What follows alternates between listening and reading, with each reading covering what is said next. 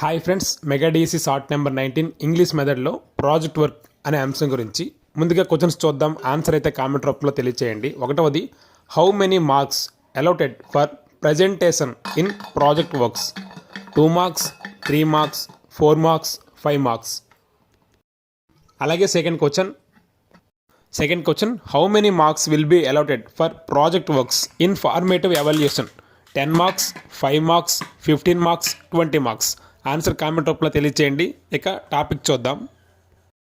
Project works జనరల్గా formative ఎవాల్యుయేషన్లో మొత్తంగా 4 సాధనాలు ఉంటాయి. పిల్లల భాగస్వామ్యము, ప్రతిస్పందనలు, రాత అంశాలు, ప్రాజెక్ట్ వర్క్స్, అలాగే లాస్ట్ది స్లిప్ టెస్ట్. ఈ 4కి కలిపి 50 మార్క్స్కి ఇస్తారు. పిల్లల భాగస్వామ్యంకి 10 మార్కులు, రాత అంశాలకు 10 మార్కులు, ప్రాజెక్ట్ వర్కులకు 10 మార్కులు, స్లిప్ టెస్ట్కి 20 మార్కులు ఉంటాయి. అయితే మరలా ప్రాజెక్ట్ వర్క్ని విభజించారు. అదే ఈరోజు మెయిన్ టాపిక్. ముందుగా క్లాస్ రూమ్ ప్రాసెస్ చూద్దాం. పైన చూడండి స్టేజ్ ఉంది. జనరల్గా బ్రెయిన్ స్టార్మింగ్ 1 పీరియడ్లో ఇవ్వాలి. డేటా కలెక్షన్ 3 to 4 days ఇవ్వాలి వాళ్ళకి హోంవర్క్గా.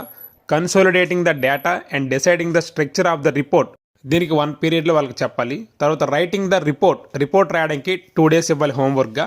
అలాగే refining and presenting the report 1 to 2 periods ఇవ్వాలి. టోటల్గా 4 periods are needed for processing the project in addition to హోంవర్క్కి అదనంగా ఒక ప్రాజెక్ట్ వర్క్ని ప్రాసెస్ చేయడానికి మొత్తంగా 4 పీరియడ్లు అవసరం అవుతాయని ఇందులో స్పష్టంగా రాసి ఉంది. సో అది కూడా క్వశ్చన్గా రావచ్చు. 4 పీరియడ్లు అవసరం అవుతాయి. ఇంకా కిందన మార్క్స్ అలాట్మెంట్ అనేది ఇచ్చారు. కలెక్షన్ ఆఫ్ డేటా లేదా కలెక్షన్ ఆఫ్ ఇన్ఫర్మేషన్, దానికి 3 మార్క్స్. అంటే వాళ్ళు ఎక్కడెక్కడి నుంచి డేటా కలెక్ట్ చేస్తున్నారు, బుక్స్, మ్యాగజైన్స్, జర్నల్స్, ఇంటర్నెట్, వాటికి 3 మార్కులు కేటాయించాలి.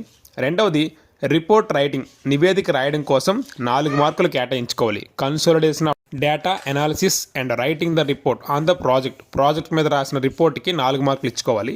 ఇంకా last presenting the report to the whole class మొత్తం ముందు ప్రజెంట్ చేయడానికి 3 మార్కులు కేటాయించుకోవాలి. మొత్తంగా 10 మార్కులు.